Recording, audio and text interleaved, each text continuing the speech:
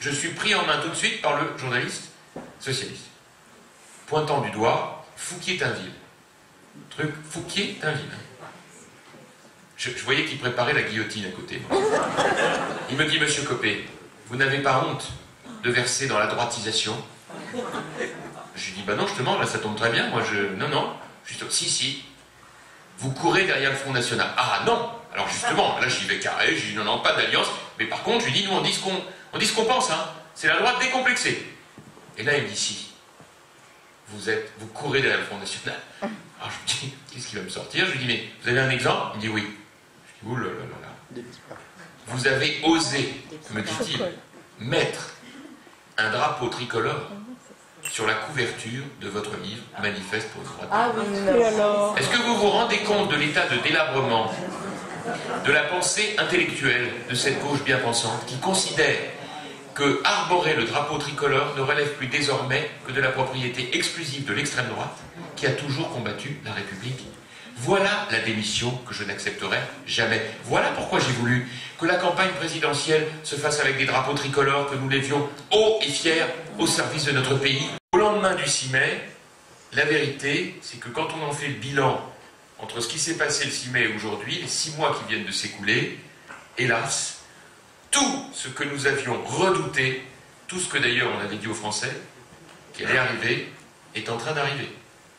Je dois avouer que, je ne sais pas si vous avez consacré un peu de temps à regarder la conférence de presse de Hollande il y a 3 jours, mais c'était... Mais moi j'étais un peu obligé de le faire parce qu'il fallait bien... Nous on travaille, à 15h on travaille. Oui, vous avez un travail. C'était affligeant. Pourquoi c'était affligeant? Tout simplement parce que là où on pouvait attendre, ils disent tous, mais attendez, monsieur Copé, non, mais nous on vous aime bien, mais nous on bouge plus, hein. On consomme pas, on n'épargne pas, on n'investit pas, on embauche surtout pas. On ne sait même plus à quelle sauce on va être mangé.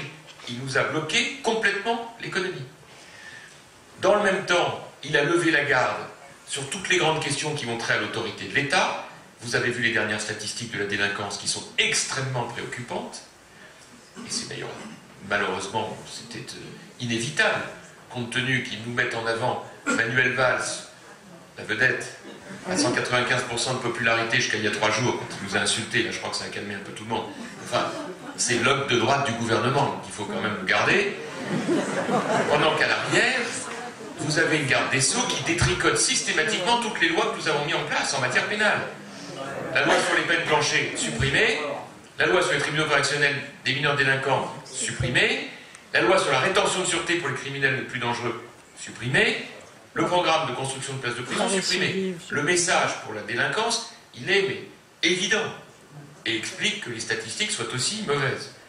Si vous ajoutez à ça le recul sur la politique d'immigration avec des annonces qui sont quand même... qui a la totalité des pouvoirs de l'État et des collectivités locales entre les mains. Tout. Il est président de la République. Il a le gouvernement. Il nomme tous les directeurs d'administration centrale, les préfets, les TPG, les recteurs d'académie. Il a les 2 assemblées. Il a 21 régions sur 22. Il a plus de la moitié des départements, plus de la moitié des villes. Le seul endroit où on peut organiser la résistance dans ce pays, c'est l'UMP. Dans ce contexte, que vous avez un choix majeur à faire. Et pour tout vous dire, je suis bien heureux, moi, que ce choix vous soit dévolu à vous. Parce que ça fait 2 ans que je vis au milieu de vous. 2 ans. 2 ans que j'anime notre famille politique. C'est une mission extraordinaire. Et je l'ai vécu en plus dans un contexte particulier, puisque c'était au moment où j'en appelais à la levée en masse, à la demande de Nicolas, pour nous engager tous dans cette campagne présidentielle, qui a été une campagne... Moi je suis de droite. Ah bon, mais qu'est-ce qui s'est passé? Il y a eu un problème. Pourtant, la fierté d'être de droite, c'est juste rappeler que nos aînés, tous les hommes d'État qui dans ce pays ont pris les grandes décisions depuis 1945, étaient tous de droite et de centre-droit. Tous. Les guerres ont été... Attendez, le général de Gaulle, Robert Schuman, qui a fait l'amitié franco-allemande, Georges Pompidou, Valéry Giscard d'Estaing, Jacques Chirac, Nicolas Sarkozy, ils ont fait toutes les grandes décisions de ce pays. Depuis la Ve République, alors que la France était à genoux sous la 4e. La protection sociale, les grandes lois sur le handicap, c'est nous. La politique industrielle, Airbus, TGV, etc. La politique nucléaire, que 24 verts post-trotskistes veulent anéantir en échange de leur circonscription au mépris de notre indépendance énergétique. La politique de défense, les grandes réformes sociales, je pense à la réforme des retraites, la politique diplomatique. Pour prendre les derniers exemples, ce qui a été fait par Nicolas Sarkozy, qui a emmené toute la communauté internationale aux côtés de la France en Libye ou en Côte d'Ivoire. Quand vous voyez depuis 6 mois la France inaudible sur le plan international, inaudible. Bon, donc, qu'est-ce qu'ils ont à mettre en face, eux, en dehors des 35 heures? Rien. Est-ce que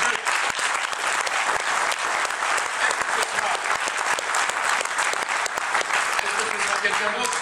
J'en sais rien. Il y a une chose que je sais, mes chers amis, et que je dis tous les jours à tous les militants dans toutes les fédérations de France dans lesquelles je me rends. C'est que ceux qui pensent qu'on va gagner 2017 automatiquement parce qu'on a perdu 2012 n'ont rien compris. Rien. Il y a une étape avant qui est vitale, qui est majeure, qui s'appelle 2014. Si on ne gagne pas 2014, les municipales, les départementales et les régionales, si on ne crée pas les conditions d'une vague bleue en 2014, il n'y aura pas de victoire en 2017. Car en face, il ne faut surtout pas sous-estimer l'adversaire que l'on a. Hollande, je ne me pense pas une seconde qui se réveille tous les matins en se demandant comment il peut mieux servir la France. Je ne le pense pas du tout. En revanche, je pense qu'il se réveille tous les matins en se disant comment il peut, avec ses amis, faire tout ce qu'il peut pour garder le pouvoir pour toujours. Voilà. Géant de travailleurs sociaux, Jean Mars. 2% des voix, 25 députés. Et un jour férié pour les musulmans. Oui, ça, je vais en parler d'ailleurs. J'ai des choses à dire là-dessus. Les communistes, 20 sièges, 5% des voix, donc ils y sont aussi. Ils ont même réussi à glisser quelques trotskistes, mélenchonistes. Ils y sont tous. Donc qui est-ce qui manque? Alors on cherche. Oh, incroyable! Le Front National. Qu'est-ce qu'il est gentil, ce Hollande, quand même, non? De penser au Front National. C'est quand même formidable. Ce sera François Hollande qui aura essayé de faire entrer le Front National à l'Assemblée. Ben pourquoi? Là encore, pour écraser la droite. C'est toujours la même technique. On va pouvoir dire comme ça aux Français. Première priorité, la compétitivité de l'économie française. On ne peut pas continuer de voir partir nos entreprises et nos emplois à cause d'un coût du travail trop élevé et d'une organisation du travail aussi rigide. Donc moi je l'ai dit 1000 fois, ça fait 3 ans que je le dis, il faut maintenant mettre les pieds dans le plat. Il y a bien sûr la question des 35 heures, mais il y a tout le reste. Contrat de travail, organisation du travail, problème de prud'homme, réglementation pour les entreprises et pour les particuliers. Il faut un énorme travail de débat à mettre sur la table. Il ne faut pas le faire la veille de la prochaine élection, il faut le faire pendant 5 ans. Il faut qu'on en parle pour que ce débat-là soit imposé à l'opinion publique et que d'elle-même, l'opinion publique dise « bon, allez, ça suffit, on libère les énergies, on ne peut pas continuer comme ça ». Voilà. Et se plus poser la question de savoir si on est libéral ou pas libéral, comment les employeurs peuvent créer des emplois, comment les salariés peuvent travailler et gagner plus, et comment ceux qui ne travaillent pas peuvent trouver un emploi. Voilà. C'est ça le sujet, il y a des réponses, et ça suffit maintenant, les idéologies à 2,5 €. La deuxième priorité, c'est la lutte contre les communautarismes.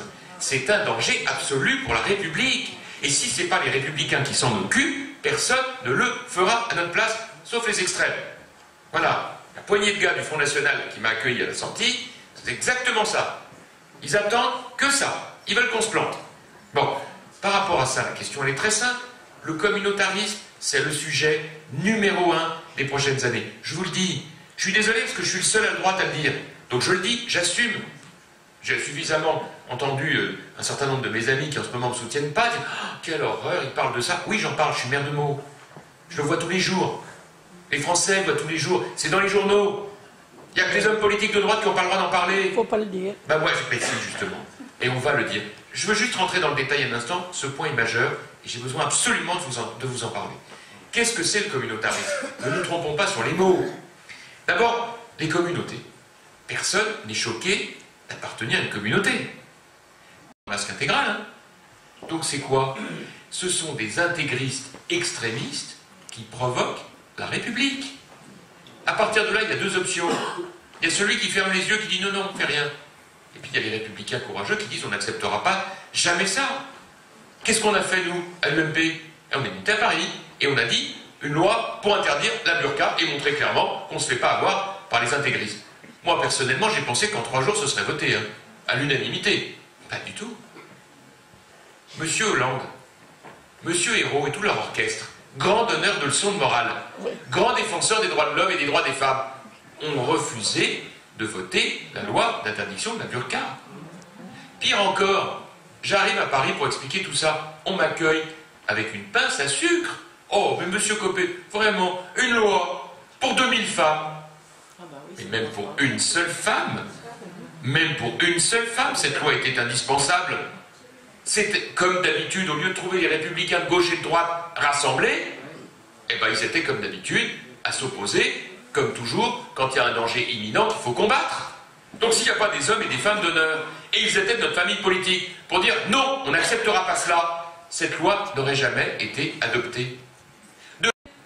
Qu'un homme de droite ose aller sur leur plate-bande, dès lors que c'est eux et eux seuls qui décident les racismes que l'on combat et les racismes que l'on dissimule. Mais nous, mes chers amis, il ne faut pas qu'on accepte cette dictature qui vient de gens qui ne sont jamais sur le terrain et qui viennent nous donner des leçons de morale.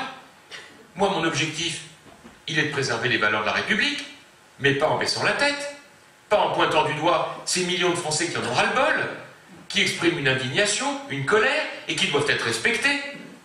Enfin, parce qu'on va les pointer du doigt, vous pensez que les Français, ils vont dire « Ah bah excusez-nous, on ne dira plus rien, on souffrira en silence ?»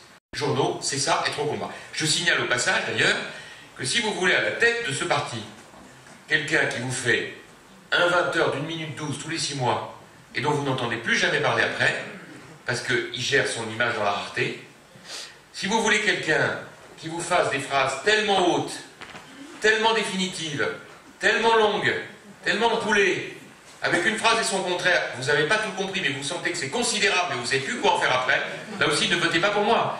Moi, c'est un verbe, un sujet, un verbe, un complément.